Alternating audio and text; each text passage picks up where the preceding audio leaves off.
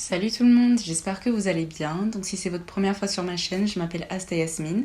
Et si c'est pas votre première fois, bonjour ou bonsoir. Aujourd'hui, je vais vous présenter une vidéo assez relax, assez chill, où je vais faire un look pour les fêtes en utilisant mes produits préférés de cette année. Donc ça sera pas forcément des produits qui sont sortis cette année, mais en tout cas, ce sont les produits que je considère que j'ai le plus utilisés. Abonnez-vous, cliquez sur like et laissez dans les commentaires des vidéos que vous souhaiterez que je filme en 2020 parce que cette vidéo sera ma dernière de cette année. Et maintenant, sans plus tarder, je vais commencer. Tout d'abord, le primer Fenty Beauty, donc c'est leur tout premier primer qui est sorti donc l'année passée ou il y a 2 ans. Donc c'est le primer base retouche instantanée. Aujourd'hui, j'ai juste surtout envie de me maquiller, enfin ça me manquait de faire des vidéos en fait. À présent, on passe à la poudre de la marque Laura Mercier que j'utilise dans toutes mes vidéos. Donc c'est leur poudre dans la teinte Medium Deep. Mon fond de teint préféré cette année, qui n'a pas été lancé cette année, c'est le Soft Matte de Fenty Beauty. Du coup, leur premier fond de teint, donc satiné et longue tenue. Et j'utilise la teinte 420. Ce fond de teint a vraiment changé le game pour moi parce que j'avais l'impression qu'avant ça, j'utilisais pas vraiment des fonds de teint qui correspondaient parfaitement à mon teint. C'était des fonds de teint qui étaient pas mal, genre j'utilisais le fond de teint de Estée Lauder, le Double Wear, et j'avais également utilisé le fond de teint de Makeup Revolution, mais il y avait toujours un petit quelque chose qui n'était pas tout à fait exactement comme je voulais que ça soit. Cette phrase était longue, et c'est vraiment avec ce fond de teint que je n'avais absolument rien à redire. Ce fond de teint, c'est vraiment le fond de teint pour moi, c'est mon fond de teint préféré. Pour le concealer, j'utilise celui de Makeup Revolution, donc c'est le Conceal and Define, le fameux concealer à 5€. J'utilise la teinte C12.5.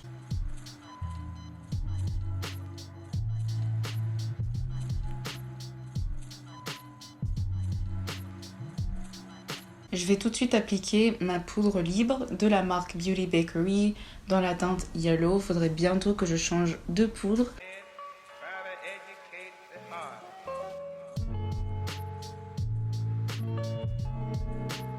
Sur l'intégralité de mon visage, je vais mettre le MAC Mineralized Skin Finish dans la teinte Dark. Je ne peux pas me passer de cette poudre. Je sais pas comment je faisais pour me maquiller avant d'avoir acheté cette poudre. Tout ce que j'ai fait avant d'avoir acheté cette poudre, c'était juste de la merde.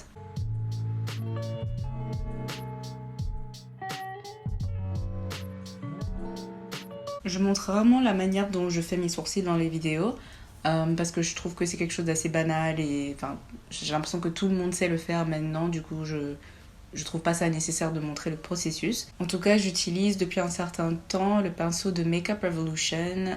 Je sais pas s'il a un nom spécifique, mais en tout cas c'est la teinte Dark Brown et je mettrai le lien en barre d'infos.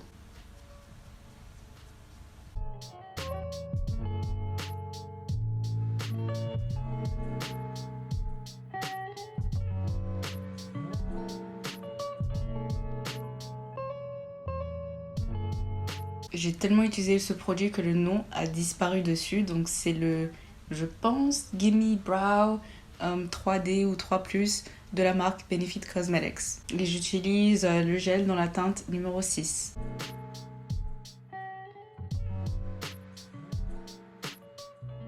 Donc là, je dois prendre une décision difficile. Entre la palette Tati Beauty et la palette de Patricia Bright en collaboration avec Makeup Revolution, laquelle est la meilleure? Vous savez quoi? J'ai pas à diviser deux bad bitches, du coup je vais utiliser les deux. Je vais commencer par le pigment Allspice. Il y a un marron dans la palette de Tati, mais je trouve qu'il n'est pas assez chaud.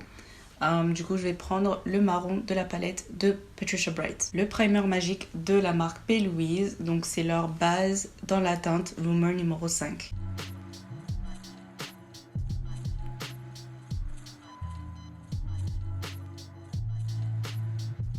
Pour blender ça, je vais prendre le pigment Story Matte de la palette Tati Beauty.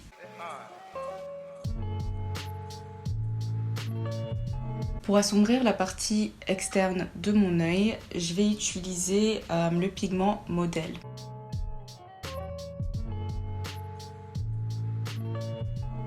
Ce que j'ai tendance à faire, c'est qu'au moment où j'applique donc la couleur sombre dans le coin externe, quand je suis sûre qu'il n'y a presque plus de pigment sur mon pinceau, je commence à faire remonter le pigment.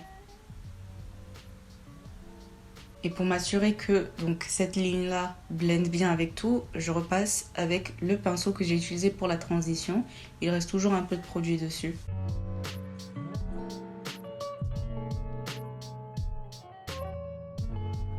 Du coup, je vais faire la même chose de l'autre côté et il sera temps d'utiliser le pigment pailleté. Donc là, j'ai appliqué énormément de poudre pour pouvoir facilement nettoyer les résidus de ce pigment qui vont certainement tomber sur mon visage. Donc c'est un pigment libre, j'ai vraiment oublié le nom du magasin, ça fait si longtemps depuis que je l'ai acheté et c'est dans la teinte Famous. Pareil, je vous mettrai le lien en barre d'infos pour le produit.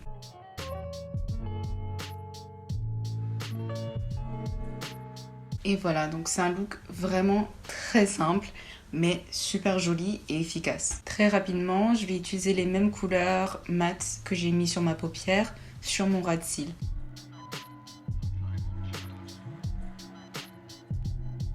Là, je pense que tout le monde est d'accord que la marque Visofree d'AliExpress a vraiment changé le game en ce qui concerne les faux cils. Donc avec leurs faux cils à 2 €, moi j'utilise le modèle E12. Donc voilà. C'est plutôt dans ce sens. Un autre lancement de cette année qui m'a étonnamment plu, c'est le bronzer de la marque Kylie Cosmetics dans la teinte Tony Mommy. Si je peux ajouter un autre favori de suite, ce sera le pinceau de Morphe. C'est le pinceau MB35. Je m'en sers pour mettre ma poudre, pour mettre mon contouring. Vous pouvez vous en servir pour mettre votre blush. En fait, c'est vraiment un pinceau multifonction et qu'importe ce pourquoi vous l'utilisez, il va faire un boulot mais merveilleux. Ça n'a pas été lancé cette année, mais cette vidéo n'aurait même pas de sens si je n'inclus pas la palette de Beauty Bakery, donc c'est leur Coffee and Cocoa Palette. Il me semble que leurs produits sont disponibles sur Beauty Bay, donc un site qui livre des produits en France, c'est un peu comme Sephora. Et aujourd'hui, je vais utiliser les teintes La Vida Loca, donc pour mon blush, et pour mon highlight, je vais utiliser You're Grounded.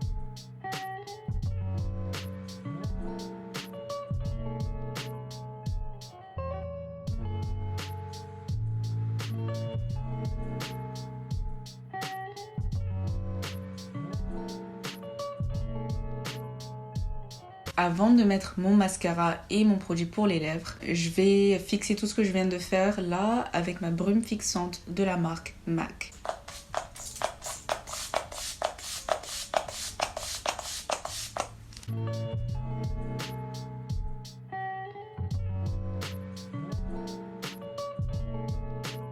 Pour mon mascara, c'est jamais nouveau, j'utilise toujours le mascara de la marque Kiko, donc c'est leur Long Eyes Mascara.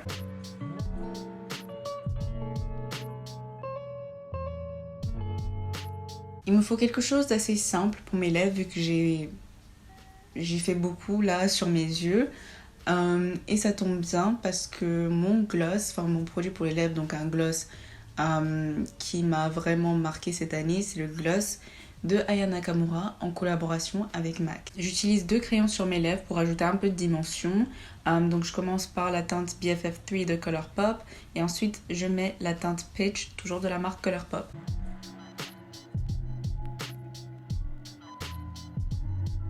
Là, j'applique le gloss.